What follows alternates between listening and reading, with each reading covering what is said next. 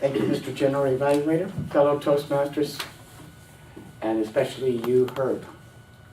Thank you for giving me that speech on packaging. I cannot believe that there is that much packaging in one little box. It reminds me of when you buy something at the store and you get this stupid thing that's with hard plastic and you have to use scissors to open the stupid thing up. And I'm thinking that, why did they have to waste that plastic? I love the way you opened your speech with using that box. I thought it was a very good imagination to use that to show us how much waste is in one little box. I find it so hard to believe that there's that much plastic in the ocean that it's big enough to fill Texas.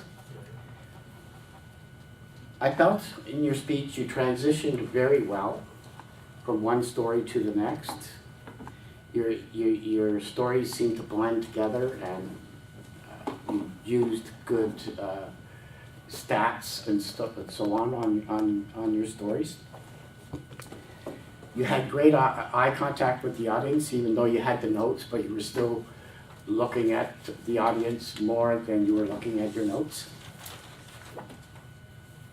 One thing I would have liked to have seen is maybe perhaps a picture of how much waste there is out there. It brings to mind a commercial I used to see back in the 70s and the 80s. And it was a picture of a Native American on a horse. And he was looking down at the river with a tear in his eyes because of all the pollution around the river. Every time I saw that commercial, it hit me here to tell me, hey, look, there's too much waste out there.